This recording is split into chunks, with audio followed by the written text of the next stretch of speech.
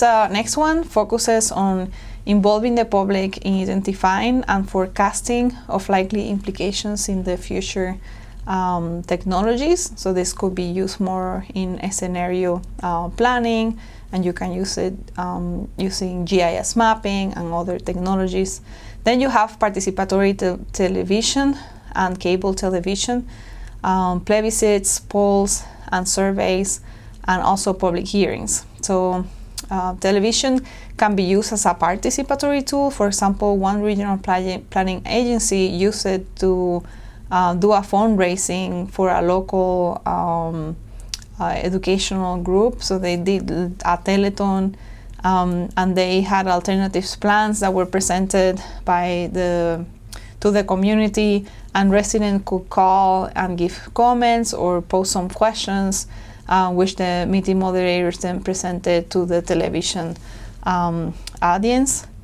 In some communities, it is legally possible for the city council and other appropriate elected body to put an issue on the ballot for the next election and have a plebiscite. In other communities, changes might have to be made in the law before a vote could be legally binding, although advisory plebiscites are usually possible. So this is why you see a lot of plebiscites in California about water use, or about dense developments close to transit oriented developments, or there's also resolutions regarding the protection of the environment, or the use of windmills. So California is pretty famous for having these kinds of plebiscites. As another example, there's places like Chicago in where different communities are giving a pot of money through the alderman. So it would be like $1 million that they can use, and they can allocate, and people can like participate in this. But I don't think in Chicago people do vote, but there's like places like in Brazil in where people will vote to see what they would like to have investments in the future. So this is called participatory budgeting. If a plebiscite is used, it should be preceded by active public participation, so that the proposal can be passed around and people can read it before people actually vote. And this gives like more credibility to the process and to the outcome at the end. As you might know, polls and surveys are pretty popular because they permit a quantitative assessment of viewpoints in the community.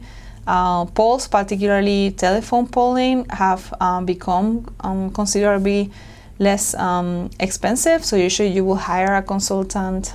For example, I hire a consultant in Puerto Rico to call nonprofit organizations, and for calling like 1,000 organizations and getting a survey of about 250, they charge $10,000 to do this, and they did it pretty quickly. It was in less than a month, and they have like the results. So that could be a great type of investment when you do like polls or surveys on the phone. And obviously you will have these adjunct to other public participation programs that might include open houses or pop-ups, public hearings, focus groups, and so on. To remember, the optimal time to take a survey is 5 minutes, at least online, because people do get bored and they want to move on to other things. If you do it in person, you can hold someone for a little bit longer than that, but after a while people do get tired, and it also depends on the topic itself. So I feel that many of the nonprofits, I got a very good response rate. It was like over 75, I think. because not all organizations were actually like reached at the end. So this is the people who have said, yes, I want to take the survey, or no, I don't want to take the survey, I don't have time. And it's because of the topic. If people feel, they have really a stake in what's going on, they might take 20 minutes to do the survey as opposed to 5. In the public hearings, as you know and you're familiar with, because you have gone and observed the different public hearings, people could present their position and a statement of a project for just 2 minutes, and these comments are then recorded and considered possibly in the decision-making process. Next, we have public meetings, retreat, a Samoan Circle, and Sarar. The public meetings is something that you are pretty familiar with, especially when thinking about the community councils. It's not necessarily that there's a formal hearing, but people just like coming together and reporting in different developments and different things that are happening in the community.